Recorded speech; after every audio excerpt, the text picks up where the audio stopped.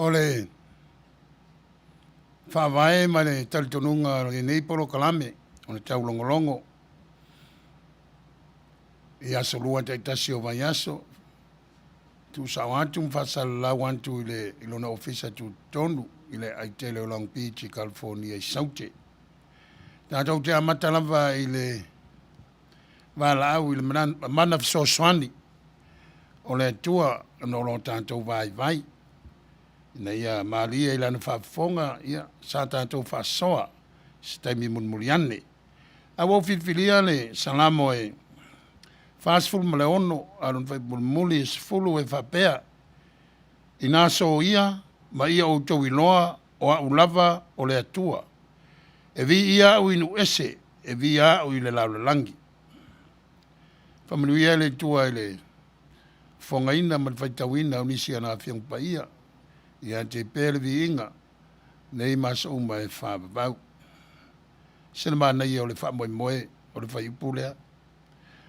mua a le upu so ia o le vavao ua tele o temi e tātou te leo te tele ei ma vavau o no tātou nau e ta watu se mea o tātou manatu e sao po se mea po i tātou te manatu o se sei a le vā whengai o le tangata ma le tua pa le whengai o le whatutua o le tangata i le tua lea e pei o le whaa li mai i le whengai ngi tuai ia me se lava sa via finga e pei o na moli mai i le salamo tasi o te mitau o le tangata o le nofo i lalo ma toa ma file mu ma mafau lo loto a wa fa moe o le tua na faia me umba o lo fa moe le tua lea na vala a wina apre amo mai te tupu mai a te ila tau se o mai a mose ma le tula fono ia me se lava le tupu la wilo ta vita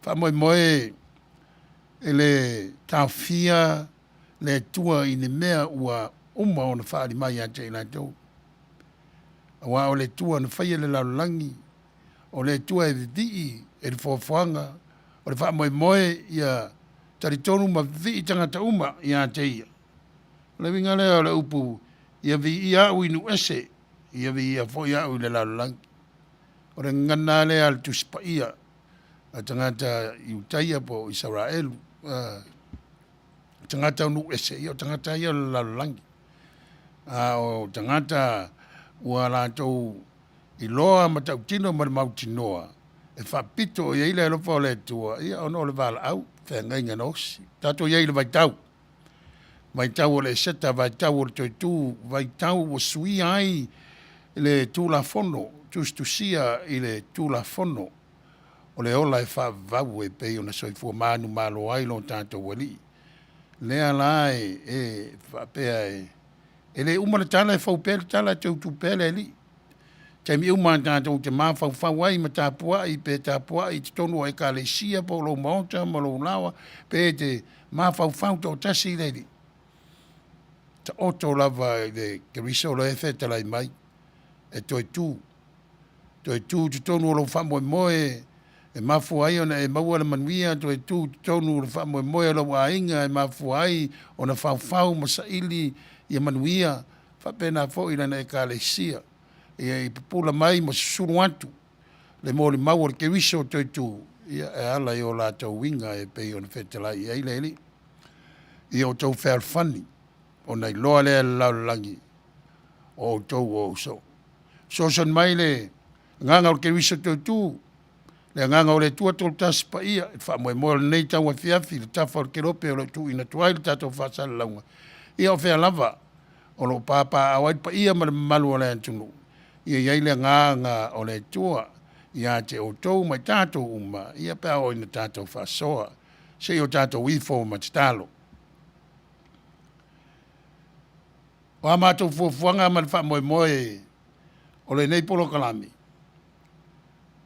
e ta oto i o ao le alofa ma le anga le lei lea ua mōli mawina manino i le nei tau a fiafi i le nei tū o le laulangi na e fofo ina ma e fausia ina ma whaatūlanga ina e wha solo le malamalama, e wha solo fo i le uftia i le pōng sā. Wa ta oto le fetu o le tai au, ia wa ta oto fo i le pōng sā o le taua fiafi. Me le o tuai ma le nganga whaftai, o mai ma lau au auna, o le au, pei ona e wala a wina ma e titofi, ia a o le whatongu o le nei wha moe ma le nei polokalami. E tautua ma au nai mo loa tunu.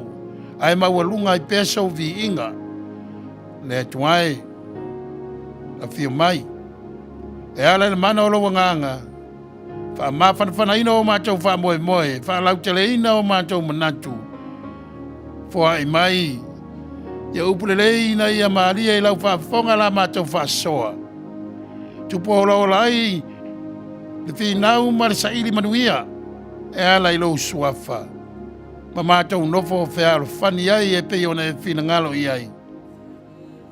O le māua lunga le o le whamoe moe.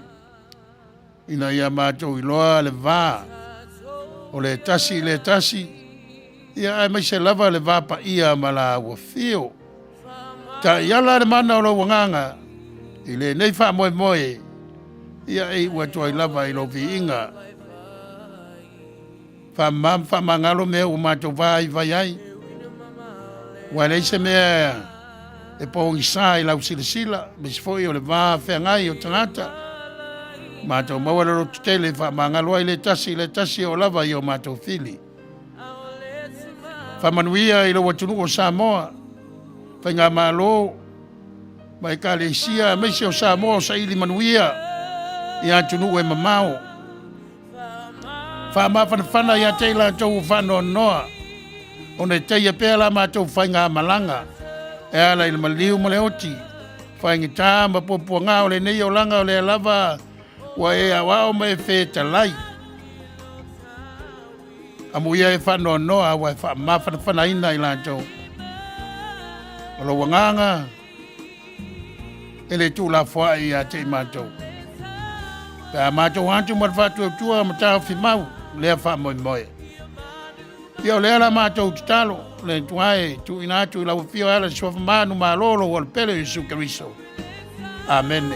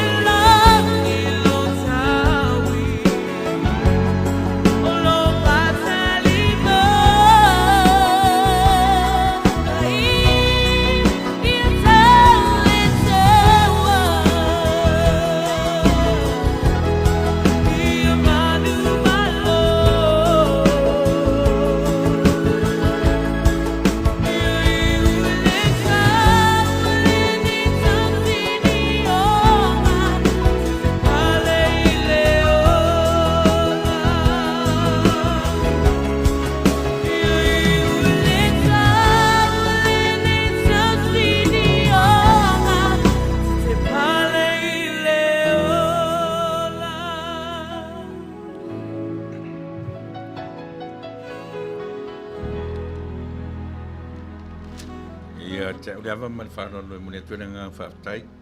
Nei tu la le fiafi, lau whafonga Samoa. Mene atu ngā whaatai lau sunga le whawhengainga. O le taitai o le pol kalame le taulongologo. Ia su tailua, asu lua o vai asu taitasi. Mana tua lua vai aso, taruai, wale mwhain whaatau nuina, ia o na sa tua noa ma pisi lau sunga le tele o mau tua noa whaare kansia. Itai o leu te mai di sui fua maleola. Ili nei aso fiafi o le aso lua, o le aso se fulma tolu o le masina lo na wha o le tausanga. Me le mo le tueranga whaafitai, ia tu sa fo i o le tarusanga, ia ma le tapua inga pupu e pio na amatai le tatu por kalame. Whaia leo tro whai masui o le fonga ta moli o le whaafenga nei, ia ma te whataru whatuai sa moa e loutou pa ia ma loutou malu, ia o amataria fo ia le tautua lau si ufonga le tae fo e pe o nei iai e fiafio solua uma o vai aso taitasi. Ia, le mai le atua, i le tatu mawhatango le nei tulafa. Se taimi fo i o mua tatu te te am whatofa a mori nei lau taimi, whataru whatu ia te oire suafa manmaro ke riso no tatu li i man whaola. Manuia, nei aso, i le whenga iai manam tau, fo i atu i le sunga le whawhenga. Ia, o le hafo i se mta upu o le atara noina le nei tulafa fiafi, soifua. Ia, o le whatu lima man whawhenga ina o saunoa toi le sunga le wa o fatonu o le nei ala leo mo le nei pono kalame pei ona fuafuaina whamoimoina ia whatinoina ia solua taitasi ia solua o vai aso taitasi ia e pei ona whalawino atu le sunga i lawa ia o tūlanga lava o tiute whawhai whiau a misa lava pea maliu se tasi o uso au au na tonu o li o pe o masani e tantou o mai whamai whala mo sa tūlanga o pulenga tangaruenga ia o se tasi o uso au au na o loa na le lue o whinatu lona soifua i le bala awa le tua ia sanga lua ia i le kalesia taxis o ia lava na whawaina le kalesia e ala i le mana o le nganga ia a meise o alo mtam whanau le malo sa moa lo tautuaina le malo o le tasi lea o no whanga pitisiri o na lawi loa i tonu o vaenga au le tua le ami o i o lo whausia ai ia vaenga au ia tau o le e whalangolango i le malolosi o tanks. O aso lao sol whanua, se i tulou, mena e leina tau o cavalry. O i le awa o ina ai, ma koleni ai, ma awa whaatongtonu ai, tūlanga o whaonga ina o nei masini tele, teimi o tau, a warpui puinga o nei malo. Ia e whapopo whamtalanga i o wala au le tua, whamanava ngā luenga lana au. Poto ina i patia le soifua tau au ngā ina sa tau tua ai. Ia mātango fie me uma. Ia o le vai aso lea na te atu nei. Ia o le tūlanga lava e tasi o se tasi o a whionga i tia kono. O le kalesia i tono o le mātou li o whapulenga. Ia pau le mea tātou te whaftai e ne vai tau. O le vai tau o le toi tū. E ngā rue i nai whamoe moe pia luti moia le loto. Ia ma mōtusia ma whtanga ma whana. O la lava le awala. Pena wala umai le tua e ala i le whamai e pe on tātou. Iei po tūlanga ma sani ao o ngase whea ngai ma le tangata. Ale mawalunga o le nei vai tau. Tulo. Toi whamanatu. Ma toi whamanatu. Whetalai mi pēle le li. O le toi tū e le o se mea na tupu ana nafi, o na ta oto ai le i le ana nafi, e le ai. O na toi tū e fau pēa wa o taimi o le tū e le fua ina i le na fuafuanga i le soa e le la ma le ngoto le la. E fua i ona lava taimi o le whaapapau. E whaapapau la le toi tū. E whaapapau le ola lea. Awa o le fina ngalo lea o le tātou atua. O le oso le la ma le ngoto le la. me ia mo le tangata. A le tua lava ia, e ngā lue i le malama e ngā lue le pong sa. Wa le pong sa o le malama le i le tua na whaia nei mea. Au marei vai tau wapene. Ia. Tātou, tāwan tātou mālosi. So i fua manu mālo le tua le ting tangata. A wala na ia fofoina. Oni a wala e tau na papai mai a te tātou. A wai e matau tia le tala pe on tau masani ma tātou i loa. E o ala uso e le i malama le uso. O le alofa sa ili o le tua. E sau, pe sau o no nofo i lalo se la au pe o no nofo i tonu ni fale ta po lokar fale po le alava. E le ta fia se mea tasi le sau le kerisa toi tu. Ina ia toi tu mai le wha moe tu sai o le wala au ina o le uso. Yo e whai ngā ruenga mo le lau langi atoa, pe an tātou whalongolongo le salamo. Mo le lau langi atoa, o tangata uma, o le tua, ia. E pau o le mea, aua le whamalo se le ngona e whamatala i nai le tua lea, le litin tangata. A ia whau le manuia i loa ai, le malo o fo ina mai, ia te tātou, ia. O le tātou mta upu whaawau pertan noanga le tōtu o le tātou wali. O le luka e luas fumal whātou suma le ono. Ia e whangata mai le whās fumal walu. Pea o tau sira fia. Whā e wangalia. Whā fo i mori mau. Whā taimi. Ese uma temi whā mau ai. Whā mea o lo tamu whai e whā matala na tutupu. I le tala whā sol pito. Ai tasi ar ke riso ia lo fetalai mai pe a te tātou. Ia lo tātou mta upu na a tāna tātou pese. Sau si taimi a matu le awha tālofa e ala le sunga le whātonu. I le mamalu malpaia ia leo folsio tau suafa i lunga o tātou penga ta whailangi. Ia ai mai se ai ia o tātou fisili ma le tātou whaasoa. I le nei tau a fiafi e tu sai ma le mta upu walau vilu an tātou. Ai tātou whaalongolongo pea e fetalai mai le li. Nisi mea o nā tia i le tātou whaitau ma o tātou manatu. Ia, o le soso atu lea tu sai o le whamoe moe o le nei tau a fiafi o le atal tātou pese.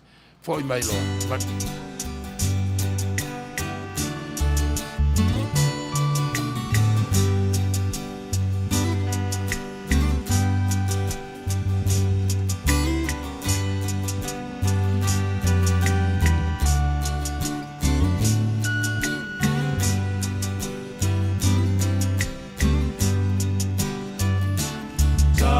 Tu i ai nei le nganga Toi fia te pai le mafutanga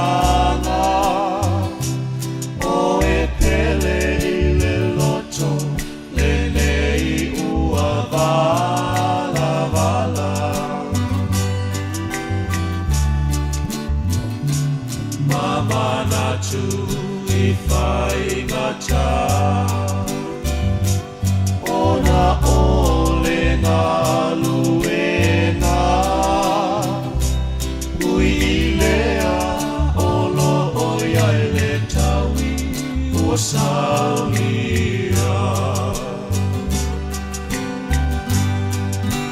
Wha malo si pea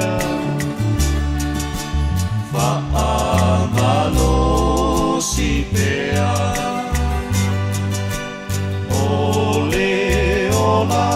E whaava wau no tau i lea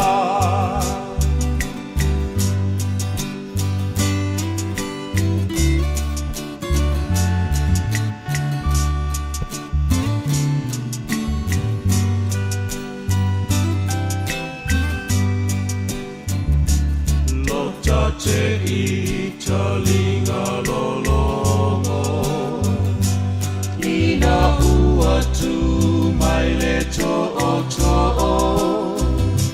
O le amu le foana O le fina ngalo lea o le fono No ulu ue ai se a ea Ua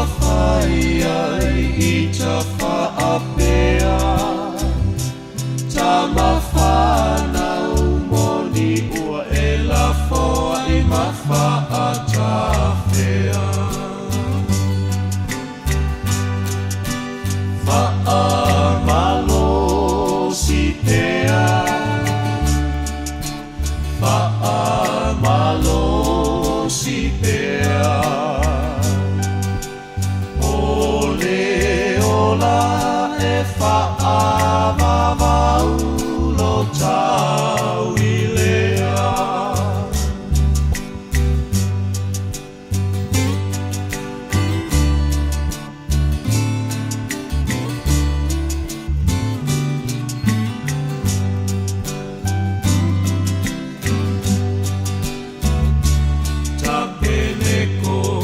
Si ita isolo se sale vieto ale loto a o Israelu tatalo ia so fai so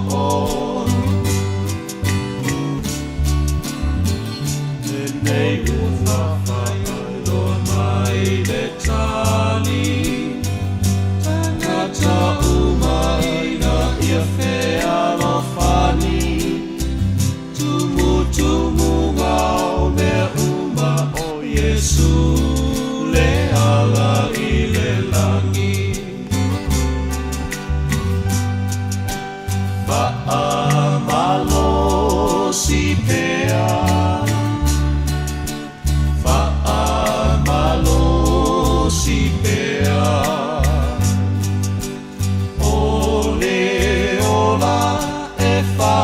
Whaavavau lo tau i lea.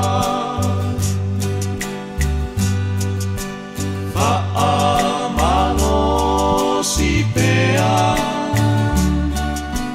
Whaamalosi pea. Ole ola e whaavavau lo tau i lea.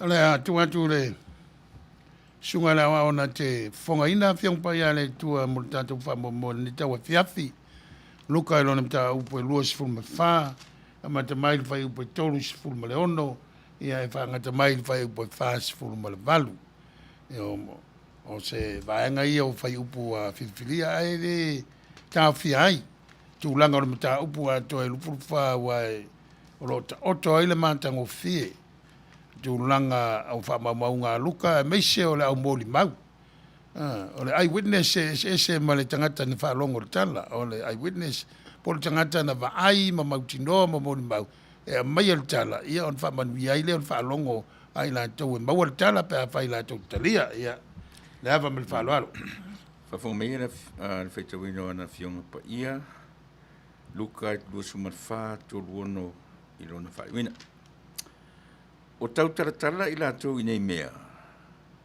O tū mai Yesu lava i o lātou luma. O whiwhiwhi i lātou, o matua mātatau lava. Whāte i lātou o le anganga o lātou wa aia. O whetalai atu foi o ia i ate i lātou. Se ale mea ua outou atu vale ai. Se a foi e tutupu ai masalo i outou loto. I outou wa ai mai i o lima mau vai.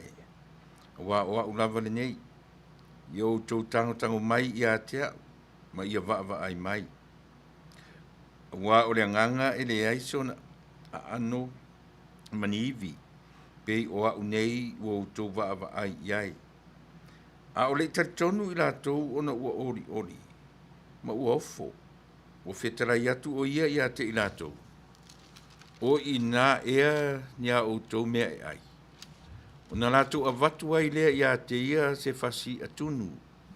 Ua tango o ia iai matau mafa ai i o lātou luma. O whetarai atu o ia te lātou. O upu ia na uwhai atu ai ia te outou. I nā o ia te outou. e tatau ona taunuu o mea uma ua tusia ia te au i le tulafono a Mose ma le au perfeta ma salamo salamo ona tatalaina le e ia o latou loto ina ia latou lagona ai tusi ua fetalai atu foʻi o ia te i latou ua faapea ona tusia e faapea foʻi ona tatau ina tigā o le keriso ma toe tūna i e uoti i le asotolu ina ia talaina foʻi le salamo ma le faamagaloina o agasala inu uma i lona igoa e amata mai i Ierusalema o molimau foʻi outou i nei mea faamania mai le atua le faitauina ona afioga paia nei te ia o le faavavau lava amen ia mo le atu le gaga faafetai e lau suga e lauao i tusai o le fogaina ma le folofolaina o afioga paia le atua e faavaeai se tatou faasoa mo lenei tauafiafi ia o loo tatou iai pea i le vaitau o le toitū taua lenei vaiaso o le vaiaso o le tolu o le toitū le mea masani ai tatou pe a uma aloa le taeao le eseta ia ua uma foʻi upu o le toitū mea e tupu i temi uma aso uma pe ona taumafai atu le amataga o keriso soifua e le taofia e seisi a tulaga e pe ona tatou iloa e saoloto le galuega faaola ma le galuega alofa ma le galuega laveaʻi e le tua i lana fofoaga ma le tagata ia lenā tatou mamalu o mafai ona o mai e sapasapai o lenei faamoemoe ia e tulaga e ua tatou loa pe ona faamalamalama atu e seʻseʻu ma le vaaia e lau fai e magalia e seʻsi foʻi mea o loo faamamafa i le faamoemoe o le faamaumauina o tala e seʻsi foʻi le tagata o loo tatalo ma faamoemoe ia oo atu iai la latou molimau sa tuutaliga sa i oo na faamaumauina e lei faapea na amata aloa na fai le galuega la ua apostolo ia tofia se tasi faifai lau tusi matua tusi au iliili mea ua tatou maua sa faamatala lava faamatala o mea ua molimauina tau ai o le upuna mea ua molimauina o lona uiga ua vaai ai na o tinā lava e magalia ia e fana o tinā na o le tugamau e na matai foi le tau mai nana matala tugamau o le mafue au isi e magalia le taua mai na pau le mea ua fuli le ma ia a fainga na ale tua lo tau fai le au fai e magalia e faamalamalama a o le tala le tatou faalongo e tu sa mal mol mawaruka le ala ua feagai ma le auso o totele tauna latou moli mau e le o se ia o le o le upula e whaonga le lua inga ngana e pe o le coast o le tuspaia ai tua i whaingo fia o le tatou ngana wa mnatu lau so o le itu le wala tau vai ai me mamua leva mai e le ai se tino se anganga le ang o le kemiso leo toi tu mai tino e lua le la tau mafa me ia e se ai le masalo salo ma le vai o tūlanga o lo iso o le li sawa le li saula va sa ili la tau sa ili tūlanga masani e whaingo fia na lantu mala mai ia e pe ia sto e whala utele atu na le tato muta upu awai o le tua le muta upu le ala i e mau na luka fo i e mau ai tawai o le upu e oto ai le muta upu o le upu sama tau wha moe we and hope o ina e mafu ai o na wha malama e luka lana mo le mau wha whea na wha malama o le iai o le li i whea ngai mo na so i lona so i fua manu malo wha malama ai o la tau manatu la tau wa ai ina ia la tau tatoni o le wha malama ina ua wa ai tino ma moli mau e peila o tatu mta upu ia o tatu mta upu na ia i lau sunga le au ia e vati fo ini manatu e whaalau tele atidi ai le tatou whaasoa ia me si fo i o le malu o lo mwhai o na awai mai i le neita wa fiafi i le tu o le ralo langi o lo aruatu el tatou whaasala launga le awa man whaaloalo Paftai lau sunga le whengainga mo le tāmtau. Tasi le vaenga sili o na whaingatā o na whaamatala. Le ngai oa ia te au matatu le ola nei. E le whaingofia na whaamatala mea o le whaatari tonu ngofia o le tangata. E sili ai la o tangata na mafuta mai Yesu le tolu le awhatausanga. A o le ala e fōringa mai e le o malamalama. Ia la avane la tu na whewai mai Yesu, pēna o tātou wa fia ni tausanga.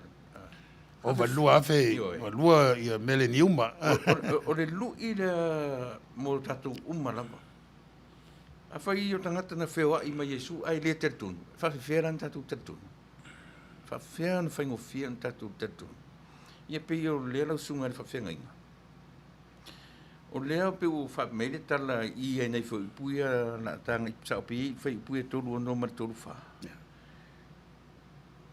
O lea na to se wa tu la I se le si so.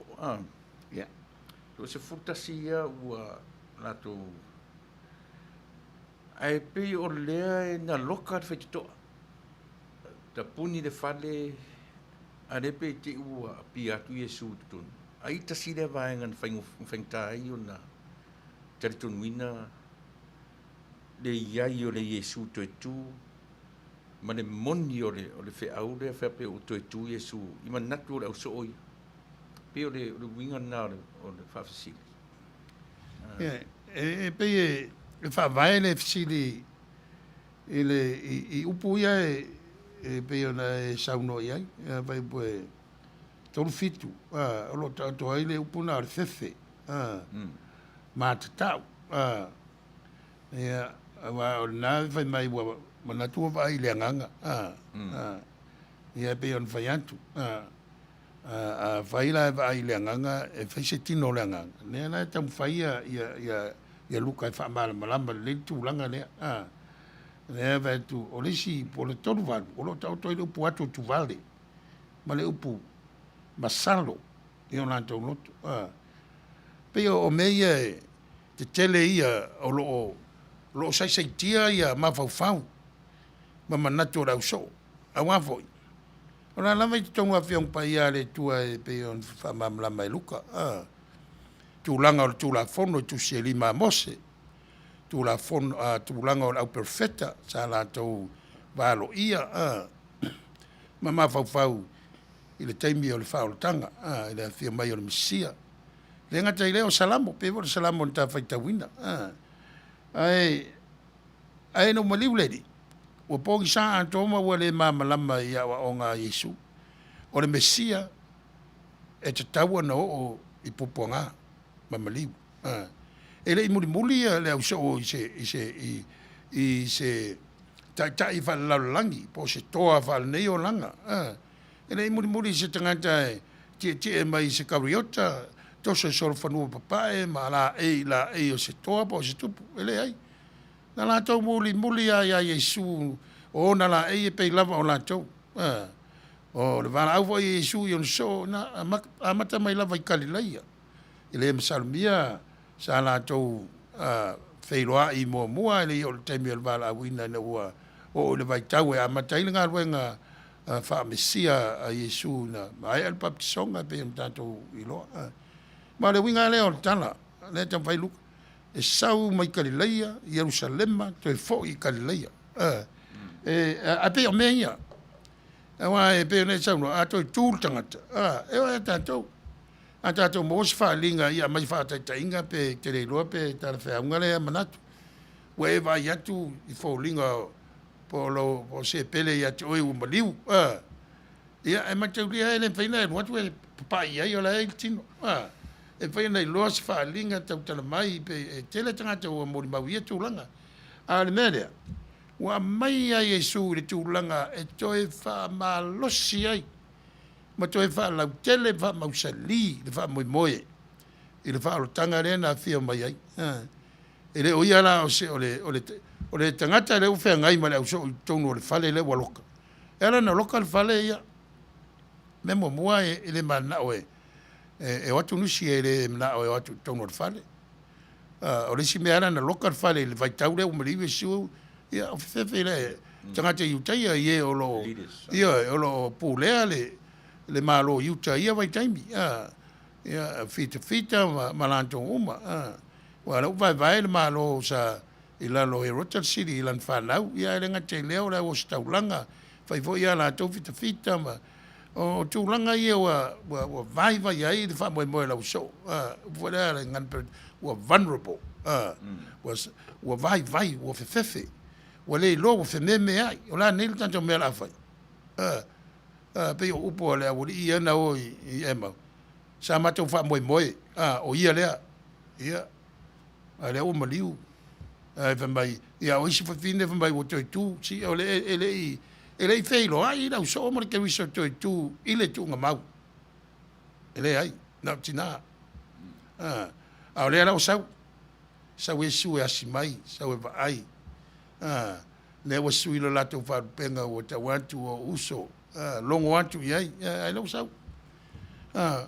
ia ne la tu e va me sa we su ele o toma ia ukala to ia fai enta va pe ifo tato fa pe atu o le ato ito sutas ia ato no foi le ma fa fine ia na tina ia na o tunga mau o no winga ai fa sinto tele yo ele lo por al tele fa mai si o le fa tele an fa ele ta mo tanga mon muli ia e fo la le tangata e ofi ton wa fa mo tala ele o le fa yo tangata o ton o le ma losi o le vai atu le ke wiso tu ia manino ele tarfa longo ina mai tina o tala de ele tarfa longo o le tala wa vai this is an eye witness o le me o le me monina e te vai lo i se me o tupu ia ona e tau fa tala le tangata o le tangata lo na lua la ma vol tala io e nata o to ai le fa le tono tala wa ia la no fa popo e fa la to ese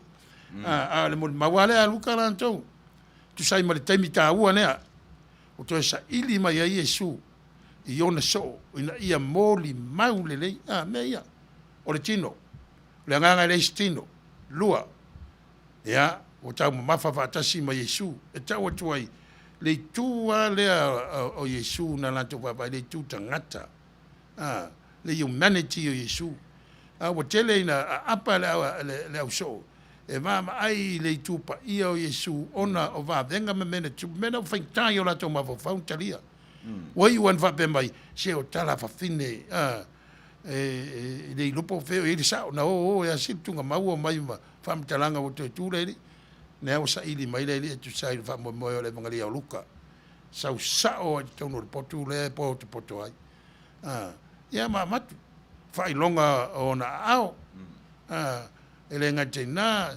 ia i loa ai o lawa toi tūri tino. Ia, atoa male la tau tau maftanga, sile atu Yesu, o mea ia o lea mai e whapina e pēna sau no ele whaingo fia la tūlanga ia. Le resurrected body of Christ. E ala na whaine mea lea, ma le tana lea. E lea mo Yesu. Mo tātou. E whai antu atu Yesu la tau le tino se lau pasene la tau toa, e ala na mai mea. E va ai e mori mau ai ma mau tino ai wa toi tu manu malo leli ia ma lo fatasi mai lanto be o so na tu le mta ia tasi de me Manuia e fai lo ai le ngata o le sua o le nganga o Yesu fo tangata ina ua tapa o fi ai le na o fai mai si sina fasi atunu manino ai o Yesu la le tino le o la tu fei lo ai ai pio fasili o le mele o fai o le loka le fali ai te au tu watu Yesu tonu le ai o le vele le fa mai luka o manatu o le nganga o na le nganga e le fai se tino ona na ulu watu fali ai pe o fai antu e se me fai ta fuanga le tua ma fa moi o me ia o tupu mo la so ina ia tanto mau ai le tala o e na moli mawina na mea tupu e o le upu le ia le ia Pea na tātou iloa, whai wāwenga le ia, e whangai e, ia elo na winga, o le upu ia, i le ngana elen. Ia, mai mata tusi na le ingoa le ia le ngana elen. O lona winga o Yesu, ke riso le alo le tua. E iei winga lo loto o le ngana ma upu, mena watuai. E upu ia a matai, le tamta upu, fefe, ma tatau. Wara fefe ma tau o le tangata le tu la tau ruma le tangata ola o le nganga. Ia, so ai maresi fai upu, tali o tali e Yesu i manatu ia. Awale atu tu vale. Awale msalo. Ia pe upu ia wa telefa tu pulanga ni po ia fintai ala tu upu ia atu tu vale. Msalo. Ia upu le ta tu nai i laupito. E fa malama se ngana fai ngofie e manino ai fa mo o le fai upu. Io ele fai ngofie fo ina famtene ele manatu le mai fo brain. Ne fa pe mai fa brain o mafuta mai sini Australia. Ne o te sumalua ia. Fa pe lava na tu romea o le tangata soifua o masani lava i ona vai vainga nei. O le fa tali tonuina ngata lava. Vanga na lava ua va ai tonu lava. Iai mata i se mena tupu. Fa to a tali tonu. O inei e tupu ane ai le loto masar salo le tangata. Ai fai mai fo isi upu. E asa le fai ai le asa le masalo. Moni. Ai whaftai sa whetalai lava Iesu i atoma. Whapea mai ia e lewa ai mai. Ai te tonu mai pia. Wana o ngā lue mai lava o le nganga pa ia. Ai whatu mau. Malo fau.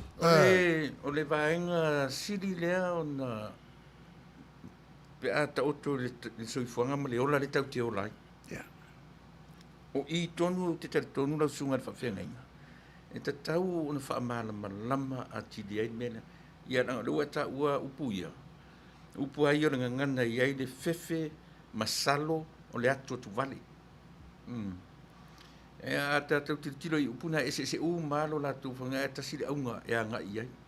A fua i context na mawhailen tu sa upu ia. Ai se u malo la tu whanga malo la tu winga. E pio le mena i lau sunga le whawhenga inga o pio le whesiri le fia whaamara malama pia. Sena tura o leo langa o le tangata le mea leo le le tatonu. Is it part of a human nature? Le mea leo le whatatonu ngata o le tangata. Ia, mana i le whesiri. O le tangata ia na o le tua maamlama i tātou tūlanga o le soifua o lo tātou iai. E se fo i le vainga le sai nisi lan tau le whaamtalaina o tātou. Mea leina ese o tātou tangata. E a mai e la tau le ata o le ufo leo DNA. E langa le stanoanga wha sai nisi talnoanga lea. Talnoanga lea talnoanga wha tua. O le mafuanga o le whaingta o le mea lea. E le i mapawhau lea uso e la tuai e sura tonu o le potu lea o mona loka. La tutu yo la tau ruma. Ia, ai la mapawhau i e le ratu langa. Le ata talanoa, le lai loka al whaitoa. E le eisi sin tutui. E le eisi sin ana tutala. Ai tau te ea e lunga lau tu mai Yesu. I loa lea Yesu mela ua tupu lau so. Ua fefe. Ua manatu o ia o le akanga ele o ia o Yesu. Pe o le mena o le tamwhai. O le tamwhai a mai ia mori mau le lea lau so. O toi tū le li. Tū le tino. O na manua nai ai. Pe o na vai atu. E lea mo Yesu. O le vaenga o le whawhanga. Ai mo le au so. Ia lato loi. O le ai o. Le ka vai ele iai te mina whakasata ura ile ia Yesu. Na pa wale vangalia le mai na e tasi na iai so o Ioane. O le au sinopi. Na su e meo la tanga. Ia. Nga ave le li nga pe keru nga alu ma lokoa. Nga vai a kwai le Manuia le kulanga. Ia ngimo. E o Yesu lunga santa nga tina la ka umai nga iai. E mangalia umai. O lono winga. Paula o kai mea mo ma wai la tau ke wiso le na popo nga. Maliu. Le o tu. O fale tonu na la uso. Le ala bua vainga le wa ta ua la sunga whenga. o I tonu la iei upu i ngangana na fsiri mai. Na local fali, o le fefe I tai o Utaia. Ai ina ua iai e su I tonu, ua le fefe la whaonga ina I, a le atu vale. Ua atu roto. O le eitu le mea lea. Masalo. Ioi. Pe a ta otoa I a tātou Samoa. Ana sau nei la whape o le potu la ta ua le tate I tonu I. Local ta potu. Ai ta te I o le tu, ma te rumo tau. In real life le ta noa ai. E nanga le mwhaina mana malama tu spa ia. Pe a ta le tala noa I leo langa le ta te o lai. O e mana I fasili. E wa I le ta te vai loka le ta vai to. Mo ta wa safety mo security o le studio. Ai ta vai tu mo stangata a ta tele masani ai. Ioi. Ai pe mana ia folinga o lo fari mai pe le mana ia. O me mo ia o te le fare tonu tau. O ta te o le mele pesili atu. O lo mo nga ka fei ma ka I fa malama.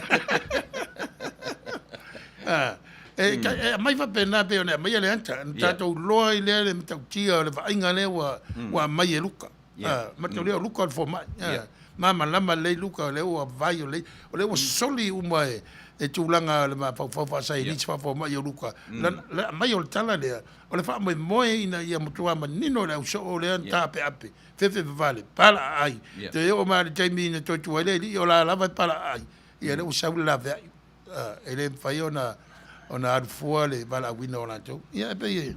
Tasi la le vaenga ta ua e papa ye Reverend. O le vaenga tu stala. Tasi le mea sili ona tele.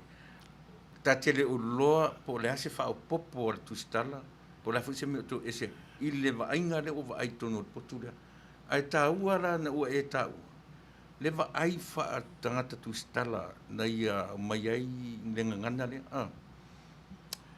sen matango fie awa e fa mamlama tu spaia le yo I sources vo I fa fort ia e be vo yo le mea le tatou te faita wina I te lo taimi e winga I le ele apa po inga Paulo le natari o Timoteo I winga afiong pa ia le tua o afiong o malava mai le nganga o le tua ia ai fa poto ai o tala ia e nai tatou tonu ese vainga ainga lua le nganga o le tua I mafau o tangata mata leni le fawa ai o luka ia le fisilingia ele ngata o fo mai o tangata no ese a le o mulmuli ne va pe murmuria Paulo ila au apostolo Peteru pe o awori inga o le lava na taula mua ile ve fa o le tala lei male foi ya I le tulanga o le tulafono male tu ya ambascia apostolo Paulo o nga ile vala wina se ke riso le na mafuta mara so tu sai male mol mawaluka la tau ma ye luka tala le jamseko o ina mala wai Paulo na Paulo na tapo e mai la wori ia le wo fai tala inga ia na tu Paulo tala inga ia la fa se tanga te Utaia ele sa ore tala inga tasi ale tua tasi tu la fondo tasi mal malu Jerusalem tasi le ngafa o la le tala o tu fai mai ia bela ole mel na la tua ia il tambo o Saulo malanta mai na o ina I le tula fono ia me se tanto ngo fa sai o me se tangata mai na ia na mai tai o Camille la tu malanta mai le ia la va tal mai Yesu ai la bala au a batu la ta mai na fa sa o le leilo na ma fa halu lo a ver tala le nues e fer fangia mare manatu le na mai tu el salambo le da va jawa fa onu vai po se fu ia e per so sonia tu na o fa mo ala tu na o le mangaria le a luka pe e ngai tangata o nu ese ia ele fai fa pena tangata o nu ese le vai de wa sala lau le la langi anto ale we foi na Utaia wala tu taria tala temnei ai to tele ai le ai la tu taria fa lo Yesu o perfetta e le o Messia le e alu ma fau ya luka e se ai tau e se la titi en tu susinga mai isi mai amane ko mataio. Me se la vala le tala le. Po tau mawhai luka e wha matala mai lona mawhau poto a oina. E manai, o me umana taun tātou mawhau iai, matatala iai o tātou manatu. Le me momoa. E rei wapen tusi whatasi umane i e wangari e te metasi. E se fo i tala sa ave i whafo tala lei wa i le tasi sa apostolo. Pe on vai antu. E amatu i whamtalanga, ta ofi i whamtalanga, ia e o le temi whamamawai. Iwa i nai whapopo mana i tō ese. A wha moe a ia. Ia maua le tangata le whatutua o Yesu, o le Mesia, a le atua, o le tātou whaola. So i fua manu malo, a pe o i lea o le utere o le mea atoa. O le malama, sue, matam whai e pe o sue, e ngā isi au ata mai, they try to recover the historical Jesus, next to impossible. E le mwhai. Leanga e ta oto i whatutua. Wai fiu sue. E fiu sue. O tala i o tala o whatutua. Lea lawa tau mai e tusi wa a fiu ai. Ia, wanganara ele taliana upu. Ona sue loe la nei. Po fea. O le tātou o le so i fua i le whatutua le tala le.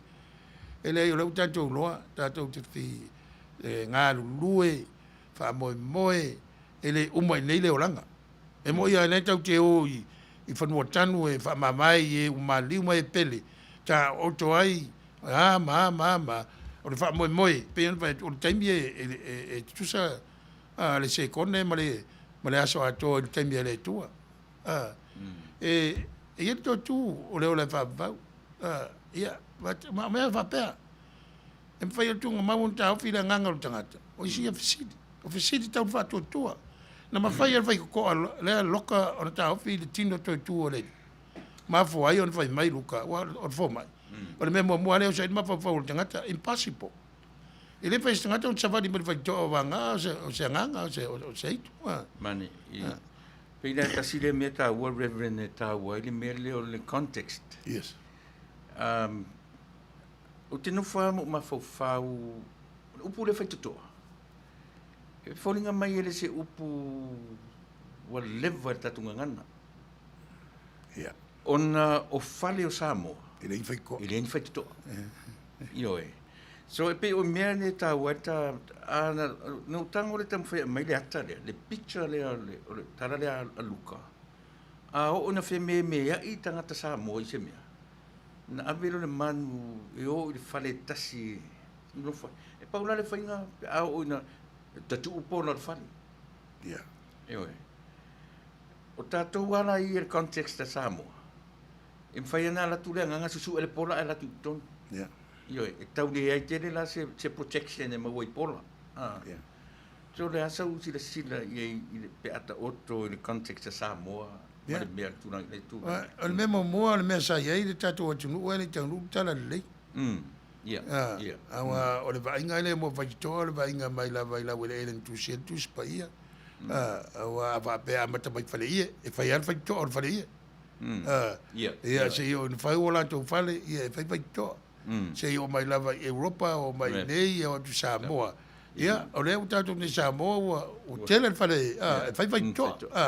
Skairi ese ia fale vo ia tato fale fa karimalo ia nga lai nga mo vai pou mele ka ke ku ia ka siala le skepo ya ko ia ke mo salo nga or ka ku nga sai le tunu o pola sisi la le pola o vai pou pito luma mal pito tua o fa mo ala ku le sawari lumaru ku awonge ku le ya pola la piko ku ye ke wala ku le loaru fa fa ma ko fa ia wa e tele upu e fai meni o pola si o le manatu fo le pola e motu itua ia pe no fo te upa ufa fo se pola io ai le mfai ana asa ia me E tupu e ni masalo ma whapea. So pe tā ua e tam tau.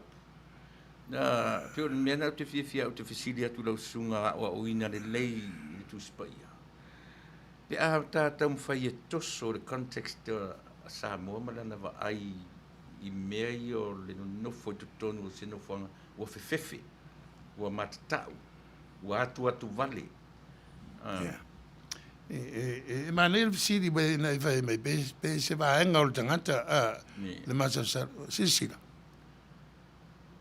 O ina pela amai e maliu la le tal no le maliu le lito tu a me vol ni mai tau fe ngai pen tan tu mal va le tua tonu a inga memo lotu ia pulenga po tanga e mai fatasi tele o tangata ma inga mara venga po le mala malama o tangata sa mo tele le le ma faina ve sela ngona o ala ngona o le fa no noa male fa vau malingi lo molo mata te msalo e se vai tawe malingi lo mata solo ya o te me fa ba e tu ai lo solo tu la lo mata ele ngatel e fia e mai uma la ngona ia e fia fa no noa e tangi e ata o la ngona uma na tu ele tu tinga ngalu ina ino na lona fa moi wa si me fa ma venga o fa no a me pe o fa nau i matua a me la pe wa umana alu va le tina le to no tama ia pore tama fo waru to no tina la wa to mai la le ma le ano fa Manuia i fa nau ia watu ana tama ti fa ila to mo mau fa ia ila lofa ia grandpa ia papa o ala vo pula te utifanga se yo mai lava e le tupulanga a mata ene vai la vese o langona pe vo na o so o langona ia na soifoai da so ia ele men tup ele o mafai era o so on fa so tai popo ngale maliu mo le tautu ele o mafai ele o mafai mena e mana yeta la lukara la tole ala e bau ko fai le ya la nga kuspa ya la uri e ko lu a maka le fa punga la uri sa mato fa mo o ia le ya le fai ya yesu o la sa ura ngonga de kai de le fa pa le diga fa ya fa mai ka la luka o ka ngaka va le mo urumbalo ale la wa mai foi la va nga le a mai ya sa ili mai lava le li tu ngai unga uso fa mo ya wa le kala ingol malo le tua le malo le li tim tangata ia Yesu o me ia le finka ma fa tangata pe pe le tua ni li tim tangata i lo nalo me ia ale si la va ngol tala pe no va teta o toa i lo tonu mo lo fa tu pe vo ia ona mai ia manatu ole o le tātou mamalu o lo fisotai mai malanga langolina le fa mo ele se ia tūlanga o tātou langona na pe ona mai tala o le fe mete eu fia e taritonu ia ele o se vaenga o le olanga o le tātou mo le ola le tatonu ai o te tatonu ele ai langa e po fea la vai fai ai le fatua tu o tangata e ia taimi le tatonu ai e ui ona le challenge e tātou le onga whakiwiso e ta tau ona o tātou te tonu. E pe whera mele na e ta ua whanua noa. Le ai se tangata so i fua o le oranga nei e whanau, se wana e whanau o le pepe, to e mali o le pepe. Ai o me tuna tara vau e o tangata matua. E ia le taimi o le ola e whanua noa ai. Tupu ai la ngona, le mawhau, o le development o le ngaso longa o tangata se i o le matua. Ia e moni. A le challenge ai mo tātou. E le tātou dwell i le ola whanua noa. Yes. Le fwoi lau tātou tam whai simple laisi, nei vai tau tātou ola i le meo maliu, au le toi o fuuli a peu of papai. E ti ngāna tātou tam whai o papai. Ai tangi ai le te mira la te ore maliu. Le winga nā le tala tau te tam whai whai ngō fiem, whaari mai whafo, i o tātou la ei o le maliu, tātou mai celebrate le maliu. Ai le mawhai a tangata tonu ai whia ngai mara maliu lea. e matua la ngona le whanonoa. A re ofu of pai. Te o le winga tonu na te tau o na manino. Le ai o le natura le o le soifua ma le ola o tangata. Ia, awa e pēr nei sau noa mō lanu e fo la tau winga. Whamtau sisiri. E pe mai e le lanu ruli le winga moni o le whanonoa. Mawhtanga mō tusia. A mai e lanu pai tūranga o le ola e whavau o le mai le positive side, negative side. Ia a mai e isi le lanu violet, purple, i taimi o sauninga muni. Ia mai e lo la tau tatununga o lea wa whatasi le o maliu ma le malona matai o le lanu lea o le lanu o le manu malo le ola e whavau. Ia e tofu ale. Me voi na reina ese season o le kālena whakewisiano lo tau ave ke leo o e kāle sia. Ia ma lanu. E almi tapu se siri voi o lanu la tau so se mea lava. Ai pe ia ona tatou tala noa i le tala lea. O le whamoe o lea tatou tatonu iai. Ia tatou talia le ke risa toi tūna na maliu runga sa tau. Sa popua ngā. Sa whamasinoina. O le mea atoa lea. Lei ona whamai o toi tū mai leili Malontino. Ia mesi o Manua. E moni mau lau so. Lea ngai lei moni mau ina lau so. O le mea len tupu i runga sa tau. Ia. Wa le mea len sasai leili. So sola. Ta tatou whai tau ia mangalia ia wha. Na o Ioane a whai mena o Ioane ana iai. Eyewitness. Eyewitness. A lau so le tau tusipo whai mena o iai. Nea nao sau leili. O saureri e matu le ata, te wha manatu le mea lea, o le manu malo e le i whausia i ni mea whaingofie. Ene ai, o le wha o le tanga e le i whaia i ni awala wha te le lope sao le upura u whangai. E me is a magical performance. E le uni awala wha pena, o le awala leo ama Yesu. O le awala na whata oto e le tua, awale fofuanga ma le tangata. Ai taunga tāla le awala. E pe ia wau tātou tātou lutu, e le taunga o fie. O le mea ngata i le iloa ma le malo si o tangata, i o na taimi o lonta mawa inga i fofua le lei. E ave, e taunga o tātou sambo, e leo ni nu ure tau tenu fo, ima mau i o si tangata mwhalsa. Ai o lava. Po le lava fuanga e o lava. O tangata lawa i le commitment, tangata lawa o foina. Le taimi ma le vanga lawa i ini mea o tupu, ia pe e va pena. Lau sunga le whenga, nanga le pi challenge mai ia le ta e fia. Ia. Le lava e tam fai fia e whamatalau ili atu pe aisea e le mawhai ai o mawhai o na ta ua le meo le taritonu o le part of human nature, o le natura o le olanga o tangata. Ia.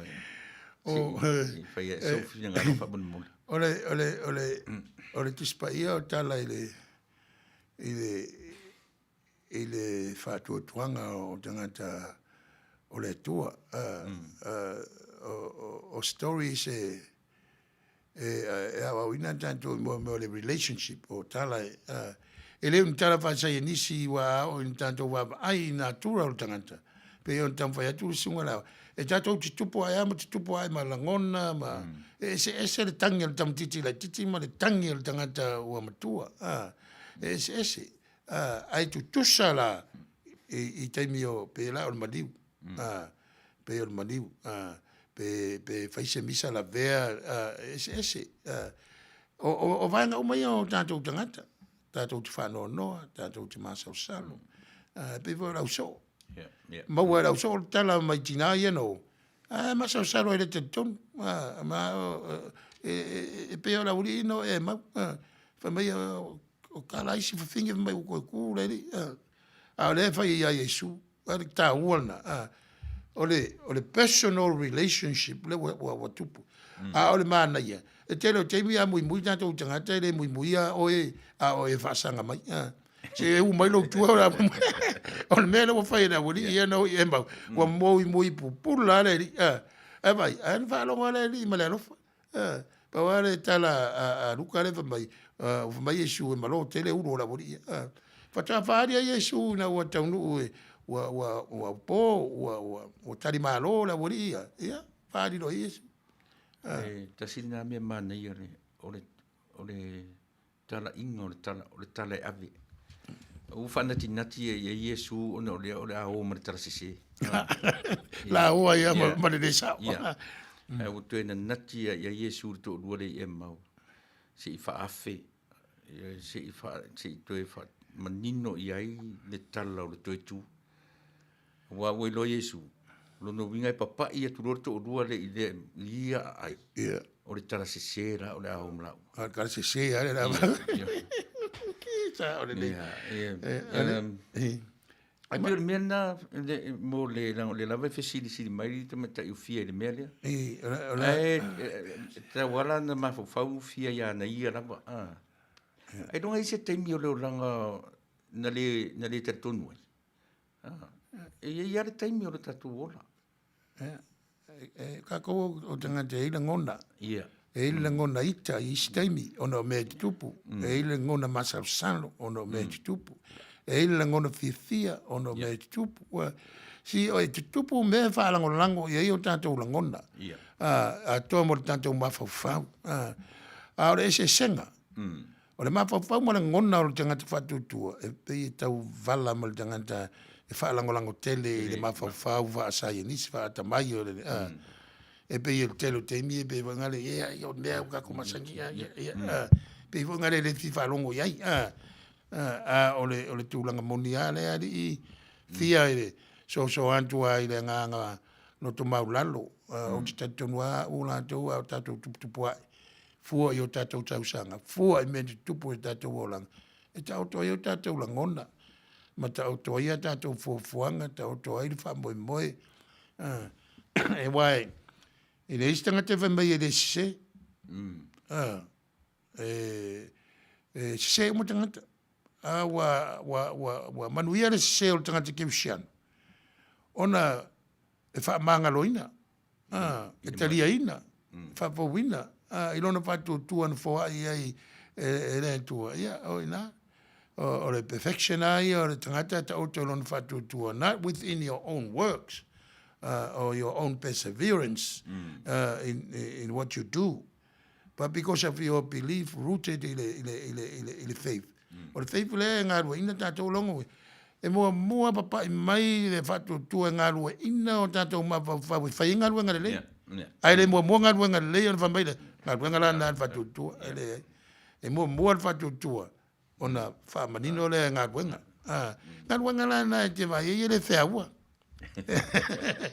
e matata ma e le alu va pe i wangalo siali i la le meanga o le tasi le vai ngata o le o yesa mo termini na le la tatu tar no le mo le tonu ma tonu o le tel le manatu le o fa solo ina le tonu wina le fai tau ngol fa lu pa lo tala o lo fa ni le la ta o le reality o le langa le tau te o la so se tangata le temi nei o lo o pipi lo na loto i vaenga le tula mi samo o le si vaenga o le tar pipi o le si vaenga o loto umale fai tau i le mele wa le mele tu le mai wa matana le tonu le fai tau wina ma le tu fai tau o fea la ta o to ai le iai o le human nature i le mele e moni le sa unanga awa fa vai au langona i le mele te tuai na te awai ia va pena wa ia na te talo ia to afimali ia taunu i le me le ile tunu e Manuia ile tunu awa e fofo ile tulanga ia o le fetawino pa lo te le masanita to le ava ina vevesi ia mos fa ia le la mbora tunu le talo ia te fetawino pa lo te le fetawino mulmuli o le fetawino o me ta o electoral votes ia awa os fa ia ai ma masalo salo ala os fa ia masalo salo se le fengon palo nga tonu la le inta tala no me le va engo le natura o le langa o tanta I le aia sisi o tātou e leo e mea o le soifua masalo. Ia. E pei au ngā mai lungo ina ngā mai. E whai ungo le vangaria a Ioane le mata pufo e le ia toma. So o le benefit o toma o le eyewitness. The benefit o tātou o le talia i le whatutua. I uina le va ai. Le va ai. Ai peisi lungo le eyewitness report le wa whamamau Ioane. Wa e se taimi. A le whamau moe atasi. Ia. Timing. E le leila le taimi o toma na wa ai a Yesu. A le challenge le a mai a tātou. E le ai maseisi o tātou na wa ai a Yesu. A o le ala ua fua faura i lungo le meo le whatutua ma tātou. Ki kaukala ma le whaloalo ni mea. Awa a kako whaikawa uri di ia wa onga le di e. Onga i e de visiting ave le di e mai whalikati. Gero le visiting funga whaikako. Bala au ki ngā inga whai e kāre sia ma ngā rurue. A le whai mai e le iloa po ai oko. E awa mai Yesu, e whawhenko roa o iai a te utu. Ai al mea mai Yesu, e iai pēr ka ngaka māki kiwa mwhia ai ma oko. Kari reang kari hai ngā ruenga le leinga whai e Maria Magdala. Ngō vai rau so o le worth o le whang. E wa ai Yesu le loto o tā penanga e leo loa rau so. E ime lilo, mea e wha matatara le mū talu sa taulu mo le temine ia le mana o le ngang pa ia. Ia al tala Yesu to e pea matitipa fatasi moto.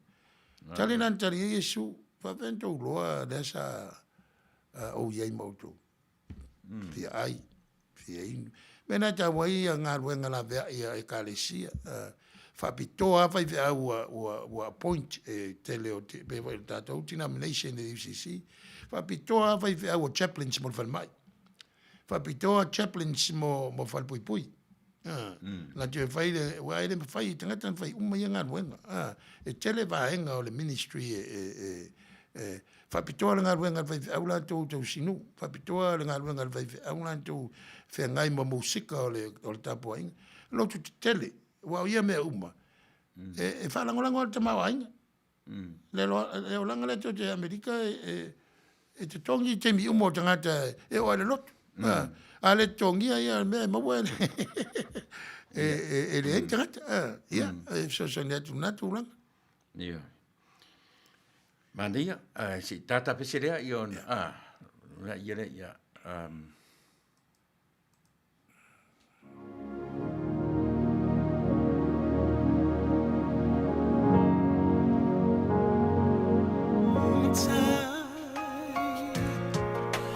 Pessamai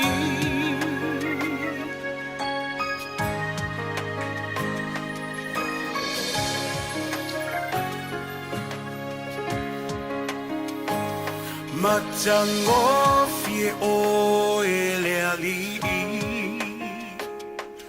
La ei o ile mama Vi ia o ele tupu Vi ia o ele tupu Fusia ile malama Le pongi sa ua sola Nga te tele siu fofonga Nga te tele siu fofonga E ofo ngia oe Pese mai e ofo ngia oe E ilo mai e ofo ngia oe Lo matai Ele mavai oia E tu não fa Mai le amatanga E oile ngata anga Le atua toluta si pa ia Tamale a mata utia le mamuena fasia e ofo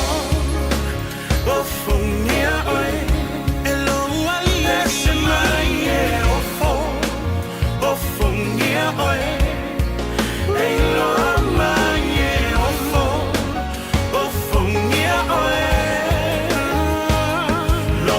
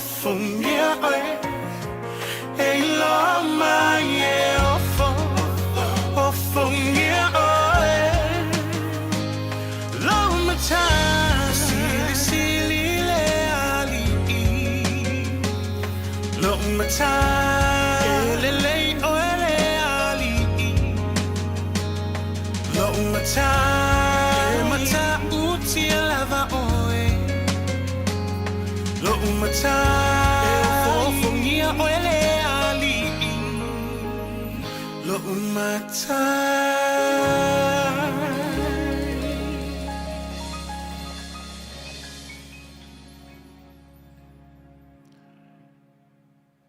Ia.